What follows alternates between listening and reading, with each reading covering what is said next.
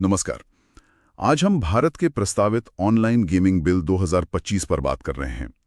हमारे पास कुछ अहम दस्तावेज हैं और हम कोशिश करेंगे कि इनकी गहराई में जाकर समझें कि आखिर ये कानून भारत के इतने बड़े ऑनलाइन गेमिंग सीन के लिए क्या मायने रखता है।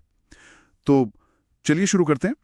ये बिल असल में है क्या, इसकी खास बातें क्या हैं? बिल्कुल। तो देखिए, सीधे शब्दों में कहें तो ये बिल उन ऑनलाइन गेम्स पर एक तरह से पूरी रोक लगाता है जिनमें जीतने की उम्मीद में पैसा लगाया जाता है। मतलब ऐसे गेम्स को चलाना, उनका ऐड देना या किसी भी तरह से उन्हें सपोर्ट करना, वो सब बंद। अच्छा। और हाँ, एक जरूरी बात यह है कि बिल स्किल गेम्स जैसे मान लीजिए ई स्पोर्ट्स हैं या नॉर्मल सोशल गेम्स और मनी गेम्स के बीच साफ फर्क करता है। स्किल गेम्स को तो बढ़ावा देने की बात है, लेकिन मनी गेम्स पर पूरी तरह रोक। ठीक है। और इसको लागू करने के लिए एक नई सेंट्रल अथॉरिटी बनाने का भी प्रस्ताव है। यही अथॉरिटी देखेगी कि कौन सा गेम मनी गेम है, क्या अलाउड है, क्या नहीं। और हाँ, ये कानून भारत में चल रही सभी ऑनलाइन गेमिंग कंपनियों पर लागू होगा, वो चाहे दुनिया में कहीं भी रजिस्टर हो। अच्छा, तो मतलब इरादा ये है कि जहां पैसा लगाकर जीतने का चांस हो वो गेम्स बंद हो। सरकार वजह क्या बता रही है इसके पीछे?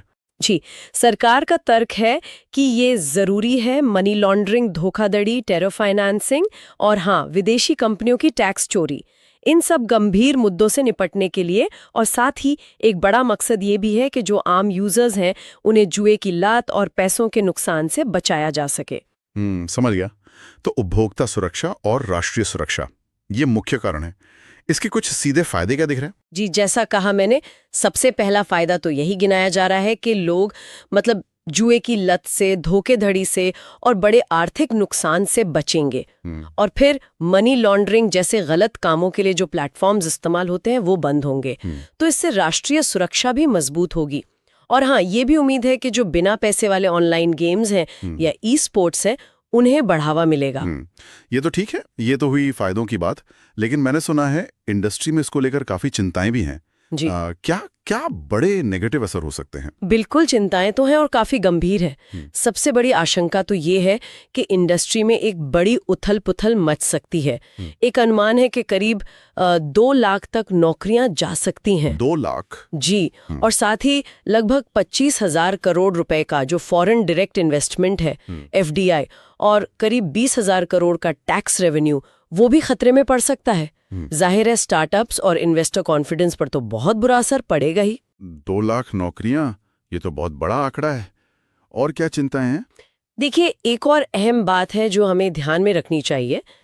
पुराना तजुर्बा और एक्सपर्ट्स का विश्लेषण यही बताता है कि जब भी इस तरह के कड़े प्रतिबंध लगते हैं तो अक्सर एक ब्लैक मार्केट बन जाता है। अच्छा। हाँ, मतलब लोग फिर गैर कानूनी अनरेगुलेटेड साइट्स की तरफ चले जाते हैं, जो शायद मौजूदा सिस्टम से भी ज्यादा खतरनाक हो। ये तो है। और एक और पेच है इसमें। ये बिल जो है वो कैजुअल या सोशल गेम्स, जिन्हें हम अक्सर सेफ मानते हैं, उनमें होने वाले असली पैसे के लेन देन को जैसे नजरअंदाज कर रहा है।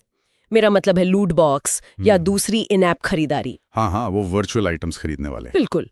उनसे भी तो जुए जैसा नुकसान हो सकता है, पर बिल इस पर कुछ खास नहीं कहता। और उन गेम्स का क्या जहां स्किल जरूरी है लेकिन पैसा भी इन्वॉल्व है, जैसे फैंटेसी स्पोर्ट्स या ऑनलाइन रमी वगैरह? हाँ, ये एक और बड़ी कमी लगती है। बिल क्या कर रहा है कि वो स्किल आधारित खेलों को भी किस्मत वाले जुए के बराबर ही मान रहा है।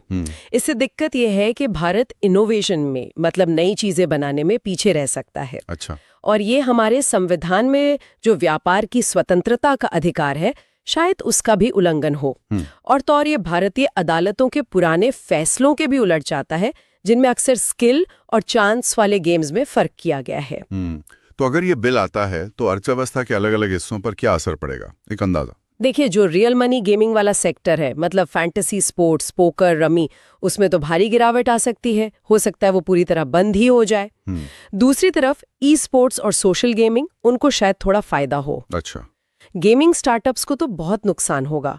पेमेंट गेटवे के ट्रांजैक्शंस कम हो जाएंगे और हाँ, जैसा मैंने कहा, ब्लैक मार्केट बढ़ेगा तो पुलिस और दूसरी एजेंसियों पर साइबर क्राइम को रोकने का दबाव भी बढ़ेगा, खासकर ऑफशोर एक्टिविटी का। चलिए एक बार फिर से फोकस करते हैं। ये बिल आम लोगों के पैसे की सुरक्षा और मनी लॉन्ड्रिंग को कैसे एड्रेस करने की कोशिश कर रहा है। जी, पैसे का दांव लगाने पर रोक लगाकर बिल का सीधा मकसद है लोगों को फाइनेंशियल एक्सप्लॉयटेशन, लत और स्कैम से बचाना। जो नई सेंट्रल अथॉरिटी बनेगी वो गैर कानूनी प्लेटफॉर्म्स को ब्लॉक कर सकेगी। ये एक तरीका है। हाँ। और मनी लॉन्ड्रिंग की जहां तक बात है तो सारे पैसे वाले गेमिंग को ही गैर कानूनी बनाकर बिल ऐसे प्लेटफॉर्म्स के गलत इस्तेमाल को रोकना चाहता है, खासकर जो सीमा पार से लेन देन होते हैं उन पर लगाम लगाना। गंभीर आर्थिक परिणाम, इनोवेशन में रुकावट और एक बड़े ब्लैक मार्केट का खतरा, ये एक मुश्किल संतुलन है। और एक और बात जो ध्यान देने वाली है, ये बिल इन गेम खरीदारी जैसे माइक्रो ट्रांजैक्शंस और लूट बॉक्स, उनको रेगुलेट करने के जो ग्लोबल तरीके हैं उनको जैसे पूरी तरह अनदेखा कर रहा है। ये अपने आप में एक अलग चिंता का विषय बन सकता है आगे चलकर। बिल्कुल। ये सारी बातें सुनने के बाद एक सवाल मन में आता है जिस पर शायद सुनने वाले भी सोचें। क्या किसी चीज पर पूरी तरह बैन लगा देना ही उन समस्याओं का सबसे अच्छा हल है जिन्हें यह बिल ठीक करना चाहता है? या फिर क्या सोच समझकर बारीकी से नियम बनाना, मतलब रेगुलेशन, ज्यादा बेहतर तरीका हो सकता है? भले ही उसमें ज्यादा मेहनत लगे। कहीं ऐसा तो नहीं कि बैन के जो अनचाहे नतीजे होंगे वो फायदों से कहीं ज्यादा भारी पड़ जाएं?